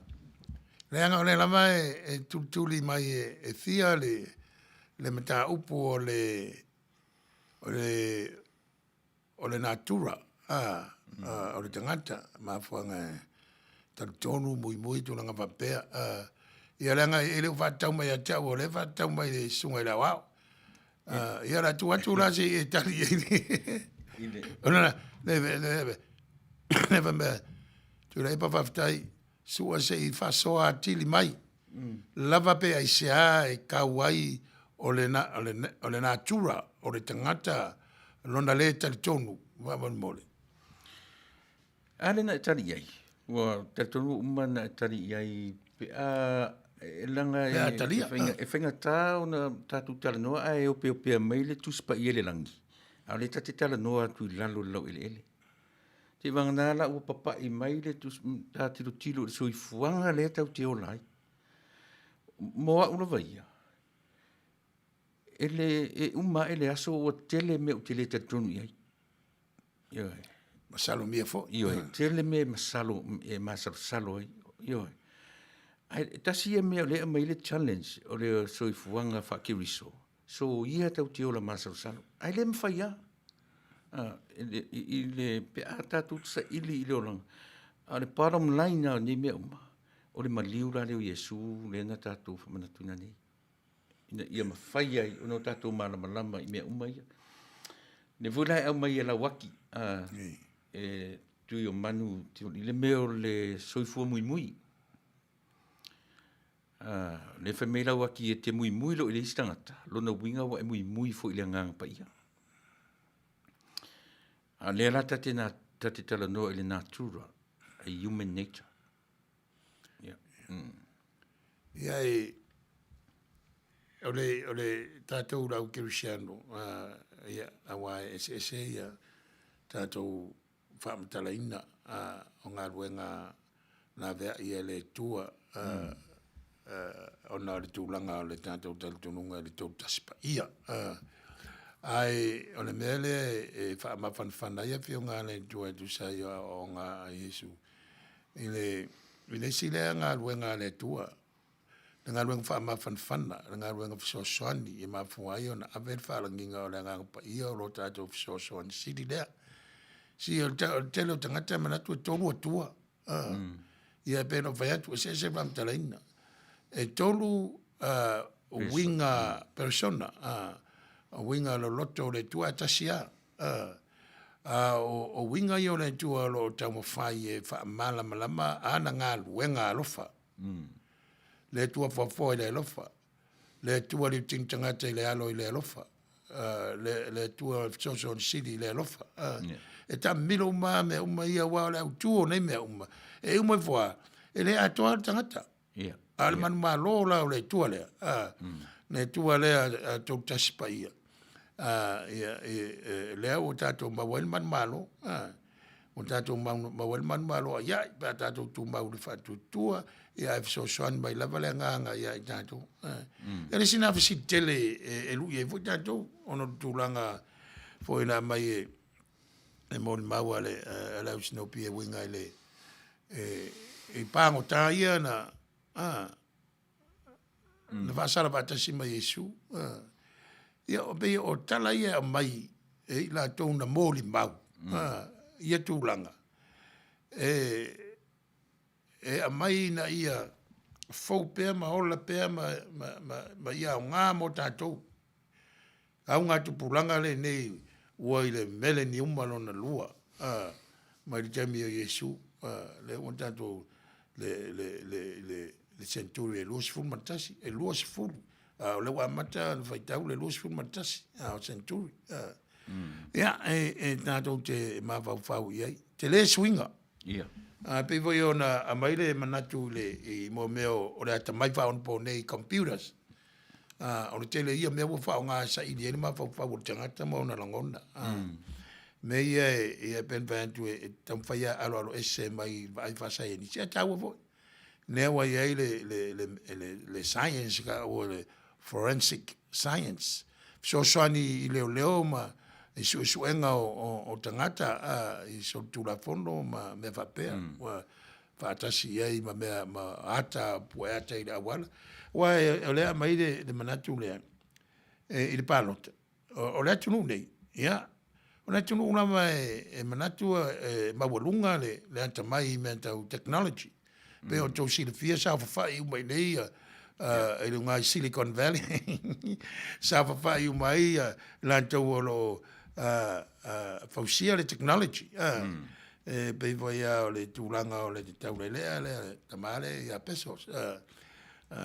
Wa pe wa tausiria si ona malosi te mawa inga ya Bill Gates mai sina mo atu. But anyway, e o ne tunu i computers ma fainga tele na o le lava e fai mai lava le si tu e le sa o palota e wanga o il panota e le man malo le tu da malo ia o tangata tamai ava mai si ma fua ia langona. E le o le mea sao. O le whai longa lanu. O le whai longa lanu le ta oto ai wha le tonu o le mea tupu le malo nei. Lea ua mata tonu ma ua u fwoi mai le tua e whai mo matofia te e ele manuia le venga nalo atu Samoa. Ranga ma ua mai u matua e po fea rua ima ua tanoanga e fo ia i savo ima po ia tutuila manua wa te le loa i le whatonu pa wa o i manua ia o lo wha manuianga na i laru laonga ma wailo ua vanoa molu ma wina i fo i le matango fio o antu motu o manua ma on tangata ia misi fo tutuila pe o tūlanga ia, tātou te vāva ai ma tu i o tātou langona. O te minei o na nofu tatalo o tātou, mō nātou rei sa moa. O la vi faula sunga ni whenginga. Ia. Nanga lea lawa e tā ua o su whaalava manua i te tā upu. Ia. Ai nanga lea te tala noa le meo le taritonu ma le taritonu.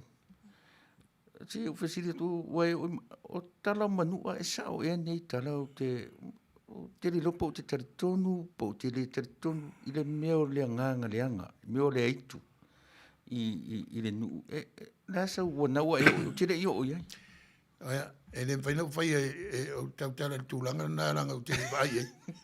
Ia, o le nura whale asao, e le ndiu e taftafa la wala, o lo fifa longo i le whati o pe au lunga o le au e la talata mai a, sa vali e.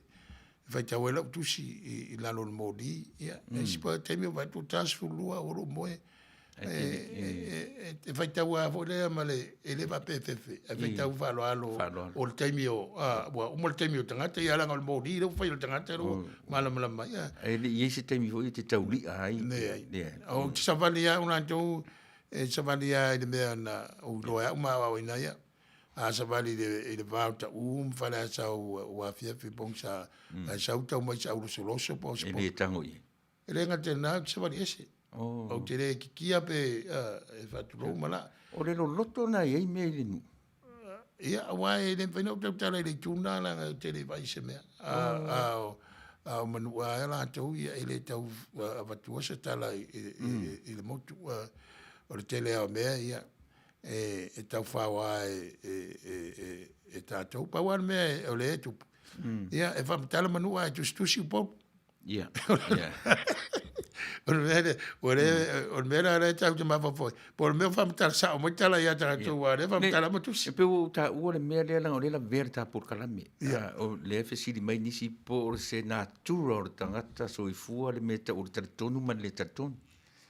Ia vaida ua lewa na o tala na uwha alongo iai. O tau mwhaera o mawhau sort out le mea. Pe sao pe le sao. Ai nang o whesiri langa o le whamei na e o iai le. A le whela ua ta ua lau loso ta atira wala ua le tango iai. O rono winga na lavala ia te oe le mo whaalo respect. I mea ia. Wai o lo tarutonunga. Mausali ua ia te au. I lau ele o Samoa. E to fuara tunu ma ona tarutonunga masa.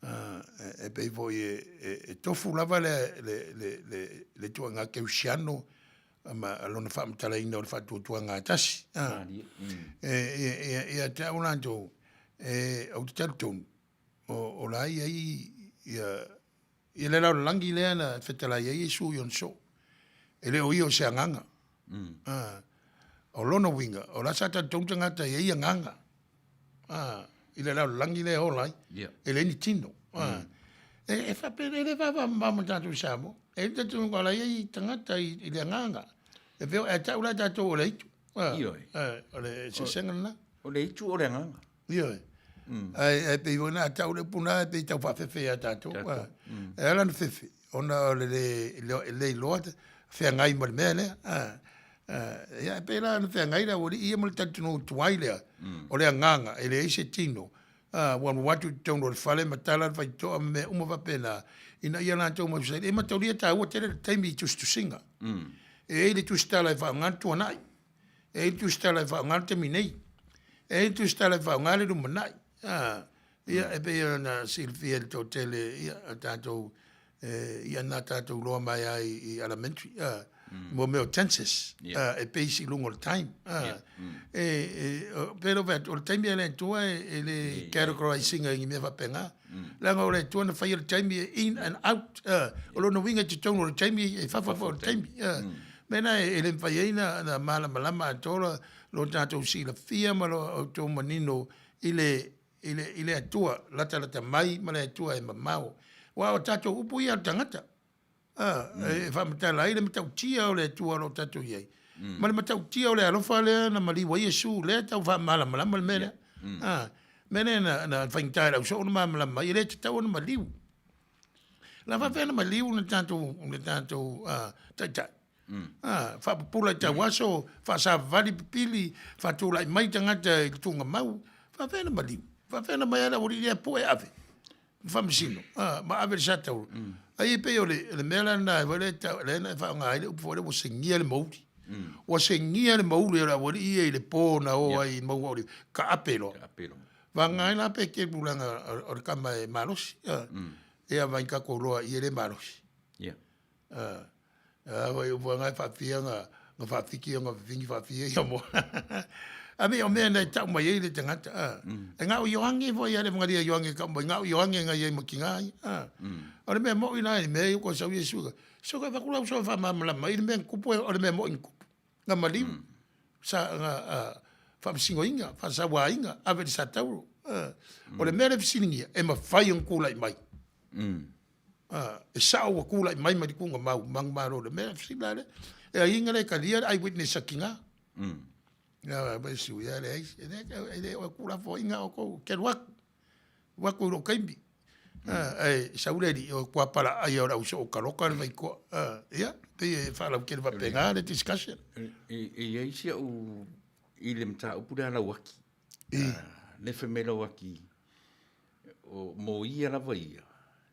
Ele te tauna muy le stangata le stangata. E muy lo le stangata le stangata. Lono winga. Muy le anganga. E fai la utelle o le mata pure la uda. Merana te fia i le kalama o le nganga. Langa leta te tala no le meta o le aitu. O le aitu mo le whaafonga lena na o tala no e nisi te mi me sa o le upu le aitu. O le nganga, o le alanta o le aitu. E sau le upu o le tangata aitu. O le ngang, ele se me le lei tangata Samoa, le me o le ai savali. Aitu, e sau ele upu aitu. O le tangata muy la. O le aitu. O le nganga leanga. E leanga me lea. O le muy.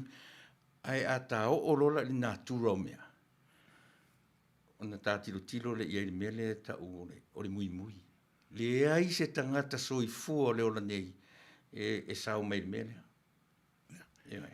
Leanga a tatu le muy le tino. O tala no atu ma tala no mai. Ai te ita lo tangata. E na o le aitu ale mafaufau. Na o le anganga le ana e whea ngai ma le mafaufau. Mana ia. Whaftai ia la waki e le wha lea o ngā ina lo whingalo. Au se maua nā whapopo. E watu e tu i o tawhitafa po ia upu. Ia a le ea o ngā ia. Fata fea, langa le vai ta ua se fina ngalo o mawai. Le tūlanga le o toma, ai sirisila. O le masa o salo o toma ma ona langona. Na mafua ele i avea ma eyewitness, ele i vaai, ele i mori mau. Ele mana ona toma tonu i le mori mau ala uso lea. Pe ona le tonu le uso i le mori mau tina ia na o tunga mau. Pe ona le tonu le pe ona le iai fo ile le au so le temi le maliu le li ora fa fe la tonu I tomo la to rio o ana fe ana sui ai mele ora temi le sui ai o tonu mele tato ta ape fa tasi mai ai lungo le mau oli alu tangata la a fa ila I le mele na to mai no foi io ila ran sa fa ai me fe ala fa msino le li ai mo muri sau ai tonu pete wa vai la inga ai le o to mai. Ela tu stala. Awala tu ni matai fa mo o tala. Ia tato talia. E pe ia upo e fai wai. Amu ia ele va ai. Ai tal tonu nei tala. Ia pe ole. Ia mai engaru ele nganga. E me tu tupu I tangata e laina matuata ni tonu. Pe ato toa pe le ato toa e me tu tupu yo la to langa tete inda lo la to malosi. E ala to ngaluenga o le fatu tua. Ile ke riso le na pasata roina o tu e pe o le winga na nei vai tau ni pe mana ia fesilia le I onaia por te mai tai onaia le fe mena o la ofesili e fa alo se tangata soifui se ti apolo po te moni e ia se te mi fa alo Yesu I se itu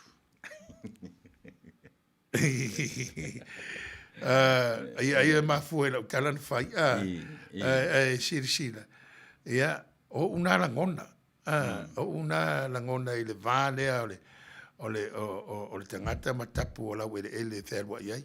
O isi tangata te le vapela wa wifo iai. Ai walu ia ule upu whaalo alo. Ia ai loa whaalo alo i tangata soifua. Ia tawona i loa whaalo alo i tangata i leo soifua. E vei o le mea e mana ia le fasiri naia ua e tā tonu lava le tāmala i le uru o le whao peo. Ia whaupunga moanga ngana Peretania. Ia e whamarunu atu o se tau whai atu na e whaftai mo le fasiri. Fasina maalosi le fasiri. Ia e langa le mea le e mana ia pi o le upu le whaonga so o tātou ma ili le loto iai. O le whaalolo. E ei upo sa mo e tau o le tapu a whanua, o le tapu ele, ma le tapu a whanua. Po ai ar ke visiano e manatu o ia e wheo ai mai Yesu. E ai ar taimi o meana. E le whapela o tatu whaalolo. Mena ri nu ta o le upule o le aitu. O le aitu e le whaasinoina i le nganga se nganga se tanga O le winga. O le winga o le upu aitu e fasino le upu o so se tangata aitu e le nofo ma ai. E le whaaloa. O le mea na e ta o le aitu. Le mea o le nganga leanga. E le anga. E le anga e le va ai ale tangata Samoa. E le anga le va ai e le parangi. A o le aitu le na i le o langa o le tangata Samoa. Le fo na tamu fe wha manino e le mea le amai e naia. Le ai. E le wha pia o tato wifo i tupua i mea ia. A o lea. Leanga i eime o tapu a whanua ma tapu a ele o tatou atunu. Tātou te e le whapera o tātou wifo i ai. E tātou te amana ia. I o tātou fo i ancestors. Ma le mea un tātou o mai ai. Tonu e o i sistemi bēnto e a mata le tangaloa traditions. Lo malo lo le teminei o na mo le mo fos so tainga na sa malo lo mai tūlanga polokala. Ia Manuia lava le wal faiva John mai sake Manuia le tua ia faiva le flima le nei tau fiafi o ma wa atu po fel tafa ke lo pelo e papa au mala lai ia ai Manuia lava nga luenga e pe on fenga iai maputina ani seko tantunga malede ole tantunga malele ole talitonu malele talitonu ole tangata soifua e fua mai lava i lona o langa whātua tua, ma le ola i loa. Ai awhai voi o ni mea na tupu, i taimi o le li i whaola, ma ona so, lona winga, e ma whai foi o na tupu i o tātou tangata, i oe, o te lango ina lo whinangano. E whingataa na whamalama, o leo, ia, la ta otomea ia tia uro sunga ne whinga. E le mawhai ona o woti whalalangi ni. E le i o se mea tau se le tatonu i atea. Wa wha a whia na o le tatonu. O le natura. Pe whi nau mea se se rawanga ia whi nau mea te mine. Ua whia ni me le tatonu i ai naia. Ua whia ni me le tatonu i ai whia. E whia ni me le tatonu i ai maputi ngā John malato umai e tanu. Peo malato umai. E fai mai lo se si ele i o alo na olanga i mo le tertun. No faturo le pelo. Mena o te tertun wa ia. O le natura o le tangata ola. Mele. O le masarsalo. Moni. O te lango ina lo finangalo. Ai o le finangalo leo na ia winga i le whalo alo. Ia Yesu mo le. Na pa wale. Le itu le te amale tispa ia sa no for tunga mau te malo fe sina malusi nga tuli i lafpoa si tu le fia murmuri a Yesu ai lo le Yesu na lo na ia tangata tuai e tel tonu ia tangata o le nu o lo na tangata tuai le na fe venu le la vai mai bo fo watu tangata le ia ai pe se wala va pena tato fa tumbo vai lainga ma fuanga na le al vai Yesu aru amata tai lo ainga malo nu ora nu vai ta wa man o tu ye se Yesu ma la to nu no le va venga le so ele va pela o va tu o fa lo alo ya Yesu le itu. E whalaro Yesu tangata na ia wha malolo ina, malo wha iai. Ia mawala au loe a matai ele ngā runga wha misionaro e iona lau ele ele malona ainga. Ia, e whasoso le atu lea sina me wha popo ai. Mor visiri ai e wha intari fia, wai e tuina mai.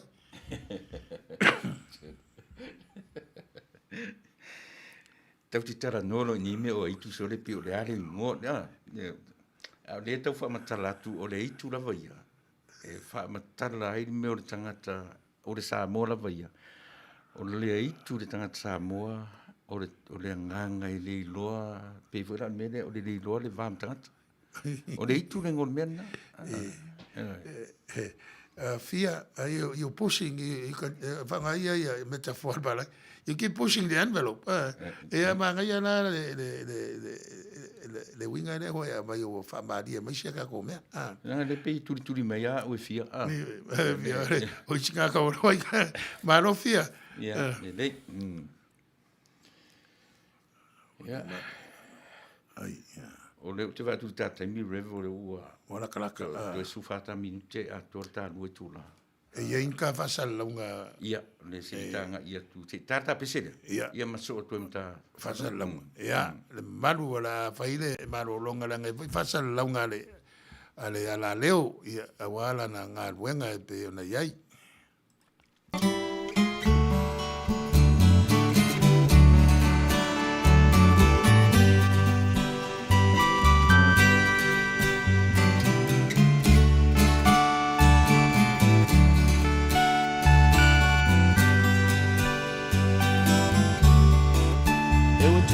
Matangi liwoga o fa lave lave o sao pe lava o le aso malo na nganga pe o le lo malo na fuata se ai o ita e le po mai o nei mau mea wa tutupu mai ai lea o te ono sa I se ia pele tai o le ai matanga o le nei mafutanga na ui ala malama le masani le kerisiano I ana tu e fa alea nganga na saule tali se ai se aso ai tato no forma tau vai tatalo e pulele atua I le taimi olono vina ngalo awe o le alofa o sili lea nai lole aroma le tele o mea o soi fuale fa amasino io tato tangata lilo o ia lea na te tofia o e tolua ina ia fa atasia lono fina ngalo ia o malu e male fia fia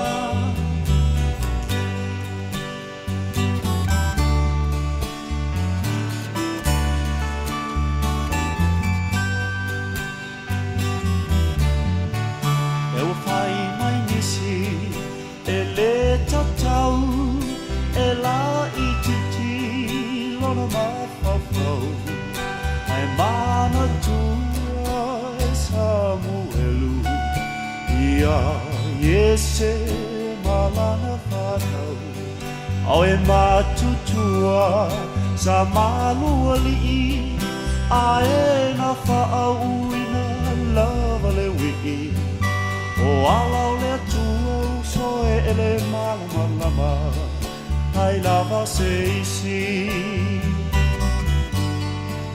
to e mana tuai fo ia kopo na fili o ia I lona loto I le teine la ititi o rasela o le na whaatau mai o se na whaatau atu ai I ai ko pito o le Manuia le ngā salilo o ala o le atua e whaale nganga e le whaale tino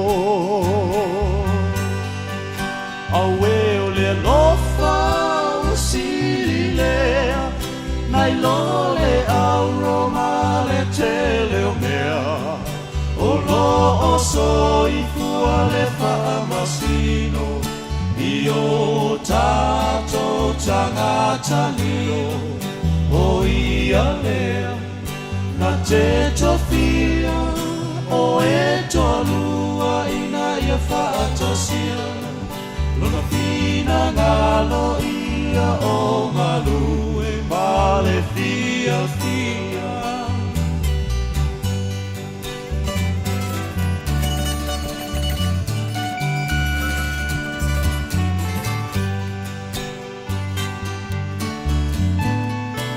le tio ai le whaata oto I le whawhine tau tala so o e le ai sona e se senga ma le tutulu o se whale o o se uso e ua na o se tā mai titi a tā ele e tau pisi pisi Whaaya nganga nai ua matu ne I maalili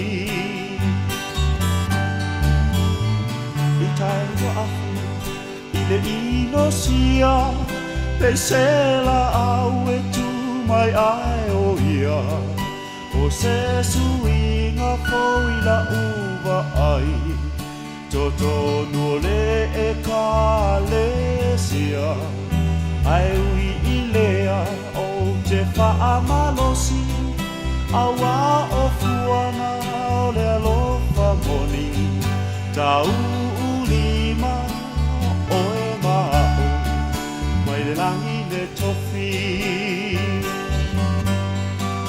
Awe o le alofa o sili lea Nai lo le auroma le tele lea O lo o soi fua le whaamasino I o tato tangata lio O ia leo na te tofia O e tolua ina ia whaatasia Nono fina ngalo ia o ngalue male fia fia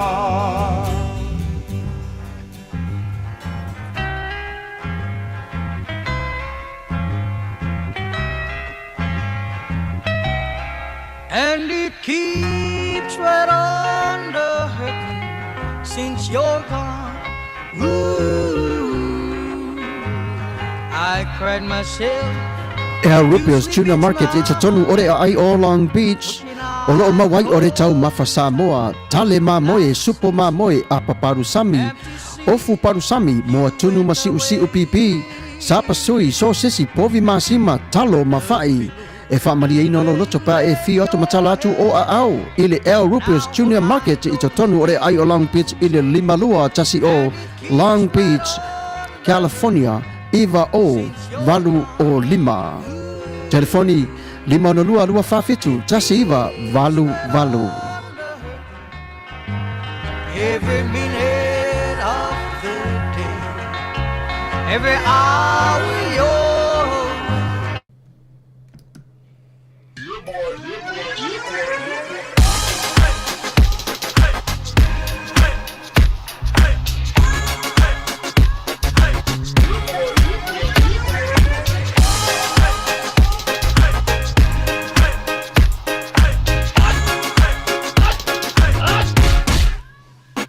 Omi te tonu lau olu au Baile te te se ne ima imau Afi fi malu o le tama Baile lau ulu ne ima tala tala Le lau fai fa pito i te tonu Vai ima sae pa pe o se pomo Le la mai loa o le tama se fa ala i te ngā pese angi so le ngā leo Sofia ai le me maua.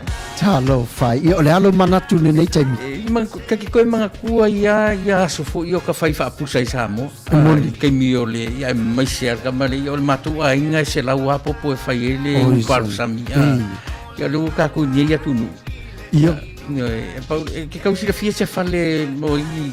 O le nā fōna tawhala awa tui au, petisi la fia le whale lelo au Rupert Juniors Market, le lunga Long Beach, ma le lima dua. E maua umai nei. E maua umai nasi te latu o malasan le au Rupert Junior Market, e tatonu o re ai o Long Beach, i le lima dua tasi o Long Beach Boulevard, Long Beach, California, iwa o valu o lima, o lo o maua ai o tanga talo Samoa, tango talo fiti, pusa mamoe, pusa fai, tanga raisa, matanga ruau, e whaamaria ina o lo whina ngaro malo loso pe ai a whio atu matana atu au ili El Rupios Junior Market, ili ai o Long Beach, pe walau le telefoni o le lima ona lua whawhitu, tasi iwa, valu, El Rupios Junior Market.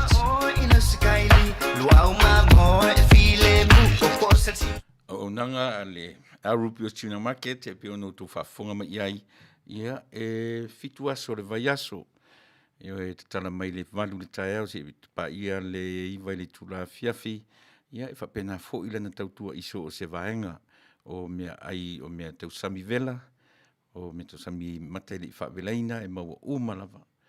Alu alu fo ilau tau sami ua e ewa le tau sami, mea tau sami Samoa, ia li liwa ne lo tu tau matau pe aanga ia tu tonu, o lo iai le tautua, io e ale vaenga o Mexico, taco, burrito, so se toi ngā mea e Mexico mā, nei ele mā, io e pe a wani umare vai aso o tau sami le whasipo masima, io e ua ino fo i tātou, ia e mamafa le mea tau sami. Ia maua le vaenga le tu o le bakery, maua ai so se tu ainga, le ngata fo i na a o le tautua o lo iai tu tonu, le o nanga i la ua o le money transfer, o le Vico Western Union, ia ma le Rias money transfer pe a whapeo manatu e lafo se tupe i Samoa, New Zealand, Australia, ai kupito po whea lava o lo iai o tātou ainga. Wani inga loa whea ne i le El Rupios Tino Market e lafo ai sau tupe i Samoa. Ia e pei o si vaenga na mo le sira fia pea le tāua o le tautua ma na unanga a lea fo i alo le atunu umasion lii ia o lo tautua ina e ala i lea maketi lunga tonu le tuatu si pei o na whaalau i lo atu.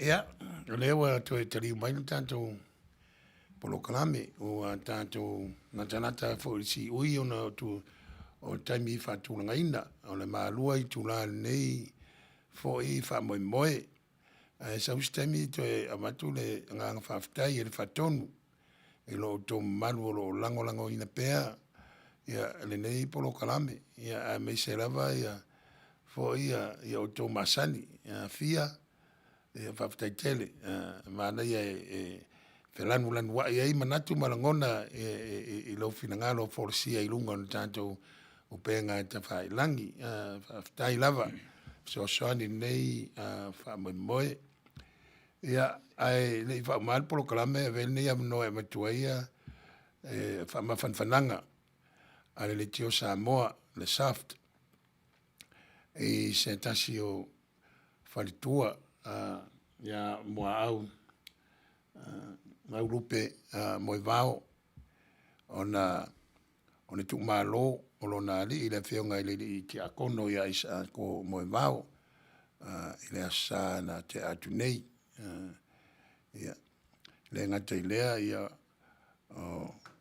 whanau malpa ia o ainga tu tele mai tu taulangi e meise la tau tangi mai ala o nei vai tau o lo uftia pea i tatou tu la fono fewa inga i le vao Samoa ma le malo tele nei mai se le ekalesia le sunga ia taisi ala i lua mal valtua ia fau o lo nga lua ai le fionga le li te akono ua vala wina e lona matai ia mātou te talo ia mawale nganga ma fanfana e le tina ia mai se o vaenga uma pe ona ta ua le papa i se famtalanga i ma walunga o pa ia I tu tele mai tu taulangi ia me si fo ile ka le sia I South Bay mātou te talo nā man wha mai senga le tātou le tio whasalau ngāru nga mana wha mawhanwhana le nganga ia ngāru ina I pēa tūlanga o le whano noa o na mawhutanga wa mautusia ia o le mātou wha mawhanwhana lea tu sai o le tūlanga o le wāla awina o le saifua o le fionga I le I te akono ia I sa ako moe vau saifua ia malole te tonu le ua ngai mai le whai unga o le tātou Iei nei tangata ia o te tiutiro atu. I think tata amat, I think you are in the wrong platform. This is not a business. Ana. Tata amat, yeah. Ia e manatu o leo tatu wanga I mai le whai wina o le tatu por kalame I le nei tu la fiafi o le ua wa aia tu le taimi, ia o le ua atua le lua I tu la, ia e o tau mawhai mai ia le tatu nanga I nei tu la fiafi. O le wha moe mawarunga la wala usunga le whenga inga. I le atua I nei ata ua se atua toa. E le o I nei I le si ufonga o le tae au fou, se atua o le a lava le mta upu. Pe wha le tino, wha le anganga, e le atua I nei. Ai ta ua la le whaasoa mai le whaasoa foi le mauai se me le mo tatou uma. Ai ua lava ne I sau se isi e whaasoa e whau marora na whaasoa. Le mo le tuarenga whaafatai lau sunga le whengainga. Ia e tu sa o le ta upu foi nei tu la fiafi. Ia e me se foi o lau ta pena I upu ale atua. Ia e le whaingofia nei mea. E whaafatai te le lava I lau teimi whaavanoina. Ia ma le teimi foi ua whaaruin nei tu tonu o le tātou ana leo whaasala lau nei. E lea ia e tuia le nei avanoa I lau tusunga. Ia I se tā tue upu ma whaato ma whaiwari tā mawhitanga I se taro nei fiafi. Hei. Ia. Moe lava ia tātou tu mauri patputia o le manu malo o le tātou ori I whaola o le nei vaitau, tau o le vaitau o le seta, vai o salon tolu nei o le seta o tātou iai, e le umalama le ngang whaafitai e pe o na whanga I nantu e le sunga I le whatonu, o le nei ala leo a sunga foi o le awa o lo whengai ma le ka le si o le si ufonga o le tae au fau, e lo ngalue aila na me whainga ruenga whasalau so soani me tau tuai lo tātou watunu, e pe o na mai ai nei tau a fiafi, ia ala tātou whai u le talo. Ia mawarunga pe o mātou wha moe moe le ie, le nganga whaaftaima le nganga vivi I la o fio, tari tonu te le tūla whai a te mātou o e o mawhai, o nā wanoa ma whasoa, e ala ua whiong pa ia I lunga o le nei teknolosi le ala leo e pe o na mātou ngā lulu e ai. Le lava se atoa o ia te mātou, e lava lape o mātou o la tā mawhai, wawe tu ina le saurutonga I o mātou manatu ma o mātou mawhauwhau, I o nisi o teimi e whapong saina ila mātou whaalongo I lou whetalai mai. Ai mangalo so mātou whale tonu, e ala I le nei tautua. Whamanuia I lo watunu o Samoa, nātou uma o e na awai, whelava o lo nātou iai, whamanuia, tūlanga o lo nātou soifua tā o mawhai. Iai pēa whamawhanwhananga, e le tina, wa tu ua I le whionga I le ti akono wa e wāla awina, ia le la maafutanga, pēa le e ka le sia, ia a meise pa I o a inga, ia ma whanau, ia iai pēa le mawhanawhana, o le anga lei whetalai o lau fio, ia te I la tau I vai tau whaing tā, na o lau fio e utu ai lo I matamaringi, matawhia se ai lo mātou whano noa, e ala I le tū mau, o lau whetalai mai. Manuia malolonga le nei pō, I le nei tawha o lo mātou iai, manuia ngā ruenga whengai, ma I nā tau, o lo whengai ma le suru ma le malamalama le nā, I le nā fōi, ma enga o le lau langi o lo nā tau a lala ai. I o le ala mātou titalo, le tuai, tu ina tu sua whamanu malo lo walpere o Isu Kirisa mo lo mātou wani whaola. Amen.